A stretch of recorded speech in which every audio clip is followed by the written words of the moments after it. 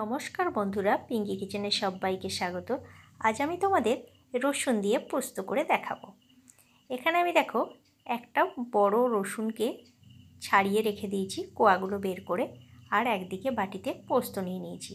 পোস্তটা প্রথমে আমি শিলের মধ্যে বেটে নিচ্ছি, আর এদিকে রসুনটাকে আমি একটু হামাল দিস্তারে থেতো করে নিয়েছি, আর দুটো বড় সাইজের আলুকে টুকরো করে নিয়েছি।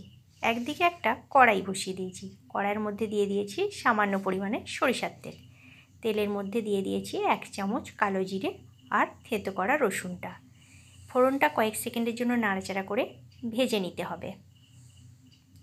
ফোড়ন আমার ভাজা হয়ে গেছে। এবারে এই পর্যায়ে দিয়ে দিচ্ছি কেটে রাখা আলুর টুকরোগুলো। আলুগুলো দিয়ে রসুন আর কালো জিরের সাথে একটু ভেজে নেব। খুব বেশি ভাজবো না, হালকা করে ভেজে নেব। দিয়ে দিচ্ছি স্বাদ মতো লবণ। লবণটা দিয়ে আবারও একটু নাড়াচাড়া করে এটাকে ভেজে নেব।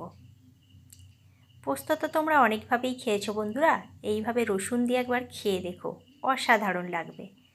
দিয়ে দিলাম জল, দিয়ে একটা ঢাকনা দিয়ে ঢেকে দিলাম। আর পোস্তটা আমার বেটে রেডি করা হয়ে গেছে। কিছু সময় পর আমি ঢাকনাটা খুলে দেখছি আলুটা কতটা আমার সিদ্ধ হয়েছে। আলুটা প্রায় সিদ্ধ হয়ে গেছে। খুন্তিতে করে চেপে চেপে একটু আলুটাকে ম্যাশ করে দিচ্ছি, তাহলে খেতে আরও সুস্বাদু লাগবে।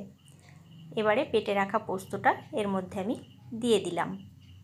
পোস্তর সাথে আমি একটি শুকনো লঙ্কাকে বেটে নিয়েছিলাম।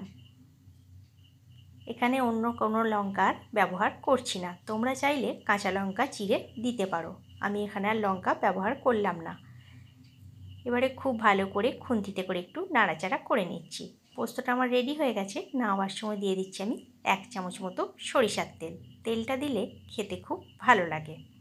ভিডিও যদি ভালো লেগে থাকে অবশ্যই চ্যানেলটা সাবস্ক্রাইব করার অনুরোধ রইল। আর যেসব বন্ধুরা ফেসবুক পেজ থেকে দেখছো তারা আমার পেজটি ফলো করে নিও। আমার রসুন পোস্ত রেডি হয়ে গেছে। আজকের মতো এইখানেই বন্ধুরা।